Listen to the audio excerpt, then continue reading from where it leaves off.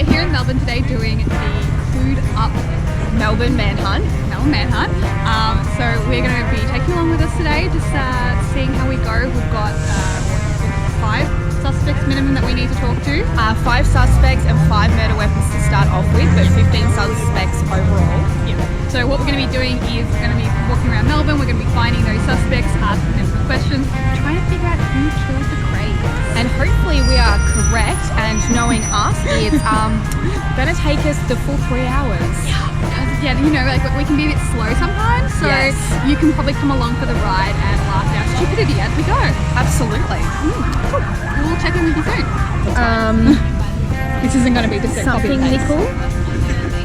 Something nickel. Why were we thinking nickel? Or that's what we were talking about the other day? That was a thing online, but I don't know, do we have it? That's what we need to decide. Without Rick? Do I call him and be like, we need a team name? No, if we do that, we're just going to put the team name as Without Rick. Oh, maybe it should be, we don't need Rick. Okay, done. Done. We don't need Rick. And yes, Rick, you are getting a shout out in this. Rick, still love you. We're going to have a look at these clues now. So we have, winter 1967.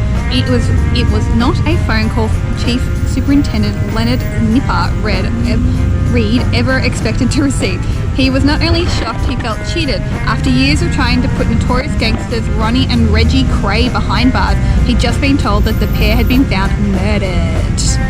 As he was driven to the scene, the veteran policeman shook his head in disbelief. It was hard to accept that justice would never be done. Beyond that, he was surprised that anyone in London would have the nerve to take on the country's most infamous gangsters. Who would be brave enough? It was 9 a.m. when Superintendent Reed arrived at the crime scene. The alley where the bodies had been found was about half a mile from the Mile End station. By then, local constables had secured the area. One of them recognised the officer and ushered him through to the alley. Once he reached the bodies, another constable greeted him. Superintendent Reed asked the man to remove the tarpaulin covered the dead gangsters. He squatted down and looked at the familiar brutish features of the Cray twins. As usual, the dapper pair wore their smart black suits. The men had been beaten savagely, their bodies were bloodied and bruised. This looked like a premeditated, vicious murder. Reed is informed that 5 possible murder weapons have been located nearby: a cricket bat, a crowbar, an iron, a hammer, and a rolling pin. Superintendent Reed cannot solve this murder on his own. You will work on the case to help him uncover the truth and discover who killed the Crays and why. As Nipper and the murder squad begin to investigate, a list of suspects and witnesses emerges. You are looking for someone who has the means, motive, and opportunity to carry out this merciless attack. The hunt is on. Welcome to Justice Detectives. Track down a witness, navigate towards them using the map. The blue dot highlights your current position. Okay, cool. So I guess we just pick one and head towards it. Once you're near a witness, you'll need to complete a challenge before accessing the witness statement. Cool. And witnesses you have already found show up as green on the map. Cool. Once you've obtained a witness statement, you have 3 options available to you. Witness questions. You can ask the witness a question. Note you can only ask 10 questions per game. Hints, you can choose to take unlimited hints, but beware this comes with a time penalty. Informants, you can ask informants to find out more about the witness. Note you can only use 1 informant per game. The remaining number of witness questions and informants you have available to you can be found via the game info and stats side menu. Cool. You can find your list of suspects and weapons from the play game. Okay, so you can eliminate them. Cool. To eliminate a suspect or weapon, press and hold the icon until they fade out. Only 1 weapon and 1 suspect should be left on each list when you submit your solution. Once you've eliminated all but 1 suspect and weapon, hit the submit solution button and see if you've solved the game. Should there be an issue with your team leader's device, a viewer can take control of any game by hitting become team leader option on the side menu. Okay. Once you've completed the game, or if you accidentally close the app, you can return via the game resume event or completed event screens. Cool. Done. Easy. Cool. So, can we just read the witness testimonies? Is that only what we've already gathered? Yeah, already gathered. Eliminate weapons, eliminate suspects, cool. Submit solution and case notes. Alright then, so case notes we can write down stuff, or is that what they've done? yeah, because that's case notes. So Yeah, that's okay. obviously what we get as we get them. Yeah, okay, so if we need to, if we want to write anything down to remember it, I guess the witness testimony will come next, that's fine, yeah. Yeah. Cool, alrighty.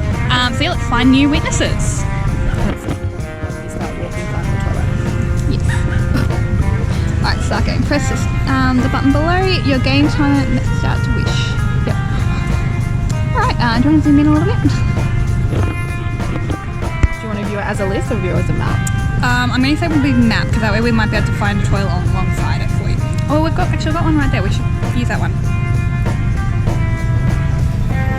Constable John Riker, you need to get closer to the witness. So that means we just need to Walk in a little bit. I think we'll walk over there. Yeah. We even have our own police vet with an ambulance and everything across the road.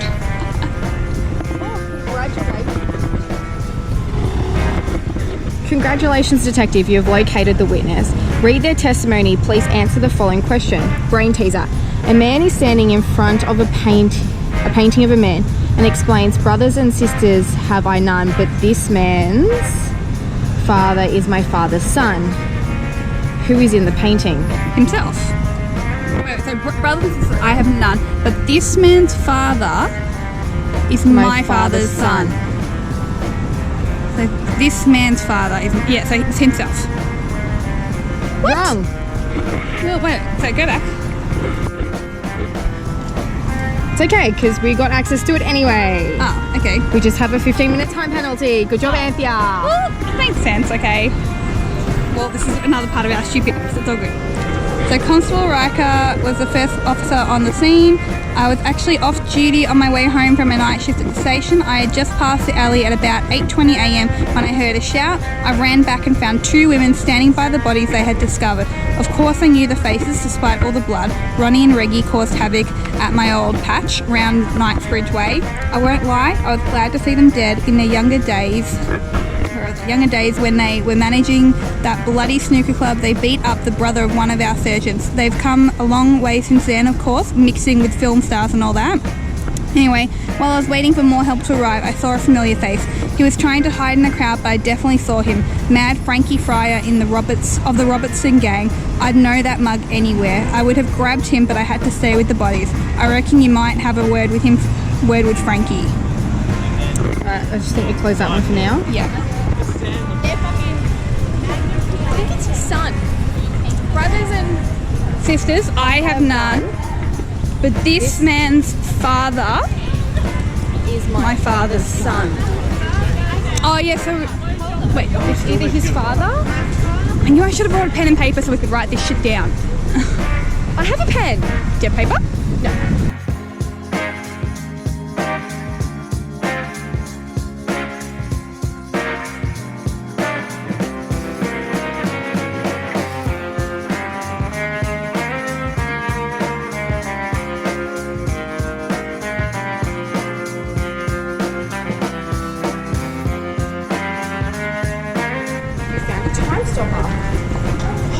She's been reduced by 5 minutes. Okay, find the time stoppers. Okay, good. So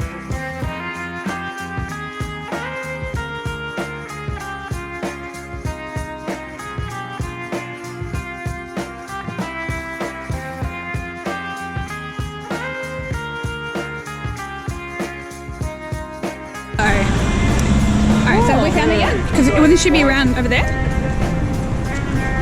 We're here now. Okay. No, I think she's here. So where is she? She should be here. Yeah, so we should have to. So this is for everyone. Yeah, can I see? Because the thing cannot locate. Do we need to have seen someone else before we could find her, maybe? No.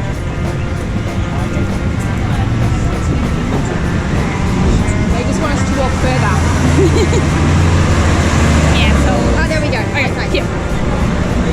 Maybe get your phone out and Google the answer this time. Yeah, sorry. Congratulations, detective. You have located the witness. To read there, please answer the question. What are the next three letters in the following sequence? J, F, M, A, M, J, J, A.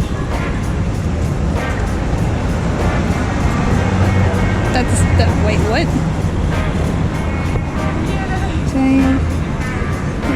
I don't think it's S-O-N. I don't think it'd be that because we haven't used any of those letters before. Yeah. So it'd be one of So those either two. MMJ or MAJ. So you've got 3 J's, 2 A's, 2 M's.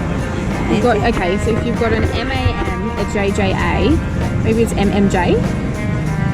Maybe. I honestly have no idea. Fantastic. There you guess. Oh, right then. He won. It'd be nice if they told us the right answer. I know. Okay. So, Clearly upset by what she saw. Brilliant acting. So upset. Miss Wills agrees to be interviewed. Yes, it was me and Sally that found them. Terrible sight it was. All that blood. I couldn't eat anything all day. I didn't recognise them, but Sally did. I think she'd seen their photos in the papers. I'm glad that copper sorry Constable Riker was passing by. He knew what to do. He was very happy that the Cray boys were dead. It didn't seem all that professional to me, though I know Scotland Yard have been after them for years. Sally was happy too. She grew up over in Rotherhithe, and I think her family might have had dealings with the Cray gang. Though she never told me the dealings, of course she couldn't be involved, but just between us, you might want to talk to her husband Harry. He'd do anything for her. go. You go. Alright, congratulations, detective. You have located the witness. To read their testimony, please answer the following question. Which of the following words doesn't belong in the group? Costa, sector, escort, courts.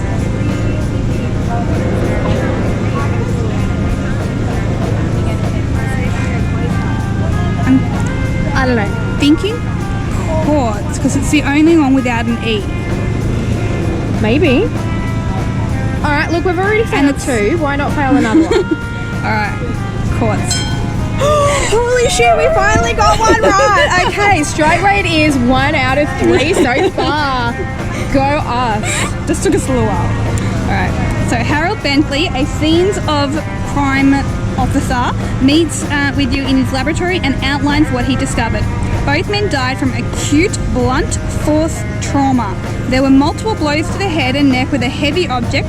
It's possible that the same object was used on both men. That the way that they fell suggests to me that they might have been attacked from behind.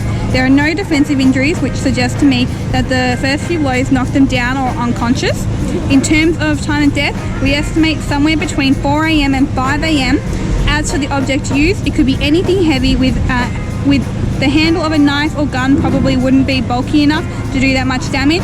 As for footprint, it comes from a boot or possibly a large shoe. Oh, that's good. Okay, so we know whoever's done it needs to be have a gap in their alibi between 4 and 5 a.m. They need to have a large shoe size, which probably rules out women, but not necessarily. Yes, true. And now they said the handle of a knife or gun probably wouldn't be bulky enough. So if we close this, and if we go back to our,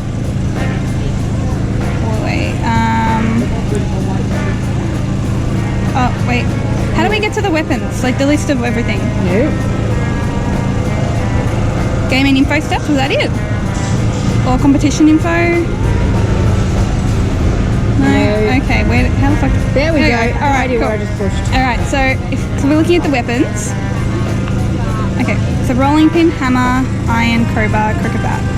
Okay. Alright, congratulations, detective. You have located the witness. Solve the following code breaker to read their testimony. If you throw me from the window, I leave a grieving wife. Bring me back, but in the door, and you'll see someone giving life. What single letter am I? Please answer in capital letters. Wait, so if you throw me out from the window, I will leave a grieving widow, so that must be husband. Bring me back out, but in the door. Bring me back, but in the door, and you'll see someone giving life. What single letter am I? Husband. What single letter?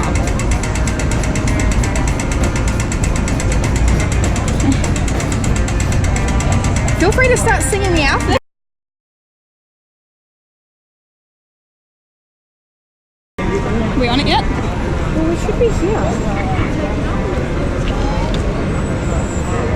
What's up? One informant. Ooh. You've been awarded an additional one informant. Okay. Should we use the informant on her maybe? Because if she was close to the family and her statement seems to contradict her friend. Well, I think we just keep going for a little bit longer.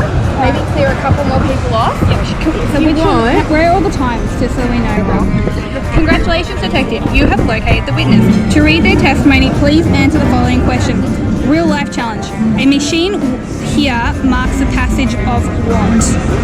What? Here marks the passage of Time? you got the clock there. Time.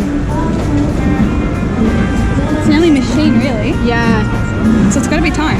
Because there's no water here. No. And there might is no be gas here. under though. Oh, but you know, there could be gas under. I don't know. You want to do time? Yeah.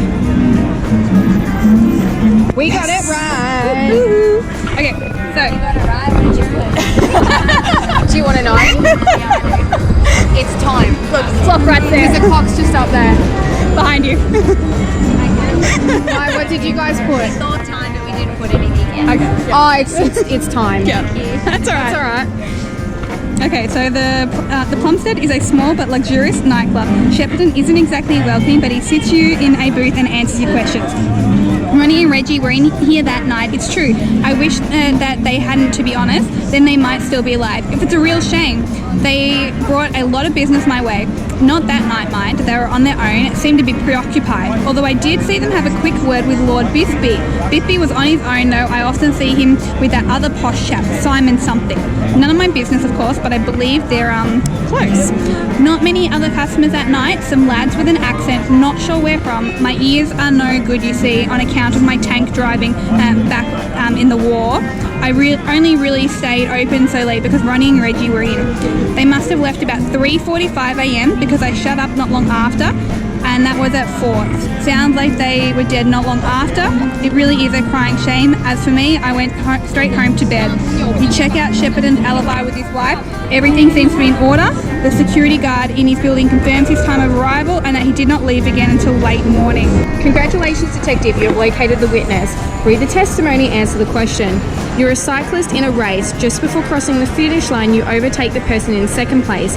What place did you finish? Second. Woohoo! Alright, statement from Jack McVinty. You catch up with McVinky at his lawyer's office where he is preparing for an upcoming case. An infamous gangster himself, McVinky wears a sharp suit and expensive wrinkle pig. He goes, all right then. I hope we can keep this quick. I'm due in court tomorrow. Yes, of course, I've heard about the murder, and before you ask, I have nothing to do with it. I've been confined in my hotel room by my lawyer. I was there all night. I did know the brothers, yes. I worked for them for a while. But all the power went into their heads in the last year or so. Ronnie in particular, he had a hell of a temper on him. I was glad to get out and go my own way. I feel sorry for their mum, but I tell you this, I won't miss them. If I had to take a guess, I would reckon Frankie Fire is involved somehow. Then again, there are plenty of coppers with a grudge against them. Sergeant McDonald and the Constable Maxwell, to name but two. They've both had it in for the craze for years. After checking with the hotel staff, you were able to corroborate McVinty's alibi. He was there all night. I don't think he did it, but I don't want to cross him off. I also think that this gives us a whole heap of really good information, and they've crossed over some people as well in with other alibis. Yeah. Okay. Congratulations, detective. You have located the witness. To read their testimony, please answer the following question. Who designed the body of St. Paul's Cathedral? Oh, crap. I feel like it's Stuart Webb. I remember I did a tour. Do you think it might be up around or something? Maybe that statue right there? Alright, let's start walking up there. Alright. I'll look at that statue, wondering if that statue has the answer we're looking for. Jesus. St. Paul's Cathedral. Oh no, that's Flinders, that's not it. There are a lot of people up around the front side of it. Maybe the answer's there. Maybe.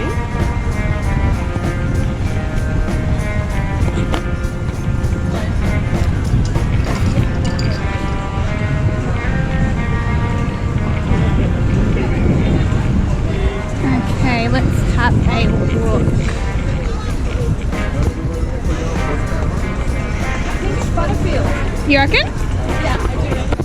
How come? Because I have a feeling. I know. Yeah. Okay, let's have a look. Is there anything? Yeah, Butterfield is kind of old, isn't it? Cathedral. William Butterfield. Whoop whoop. Alright, Butterfield. Okay. You are busy writing up your notes when a constable ushers in a man keen to talk to you. Simon Crowther seems very nervous but speaks readily when you're alone.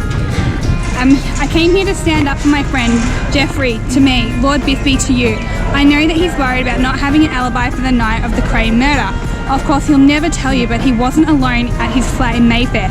I've been playing piano at the Underground and Jeffrey, Lord Bithby, picked me up on the way at about 3:30 a.m. We socialise quite regularly. I was there until 8 in the morning. The concierge can confirm these timings if necessary. Very discreet chap.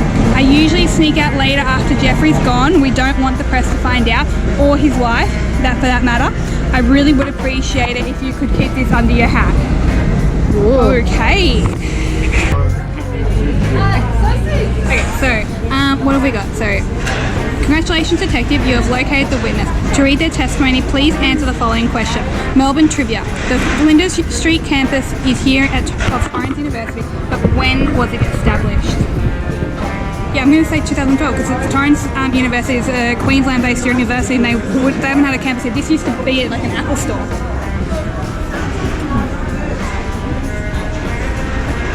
What just happened? Say congratulations, but Oh, it was right. Okay. see, I know my Torrens University. Alright, Took the the bottom Friendly of my Brothers. You catch up with the Friendly Brothers, Ryan, Kevin and Sean, and bring them in for questioning. They seem calm during your questioning. Happy to help, of course. We're over for the football tomorrow, United against Spurs. We'll be heading home after that. Sounds like you might have heard some rumours about us, or perhaps it's just a case of mistaken identity. No, we weren't anywhere near Mile End. We're staying at a boarding house over in Rothheim. Yes, we've heard of the craze, but then again, who hasn't? Lord Bithby, Frankie Fryer, Jack McVinty, don't know them. The Robertson gang, oh yes, we've heard of them. Charlie and Ernie, almost as famous as Ronnie and Reggie. Lots of talk to them on the street. Do you know if they were involved? You visit the boarding house and the landlady confirms that the brothers were present for breakfast at 9:30 a.m. on the day of the murder. However, they have their own key and she can't be sure about their whereabouts before or after breakfast. Okay. Okay, so what's that question? Testimony. Okay, so Melbourne trivia. What is the capacity of Forum Melbourne's Forum 1 space when people are standing? I've been in there. Is it big? Not really. I can't see it fitting 5,000. That's Def's out. Oh, yeah, so that's it'd be Def's out. 2,900.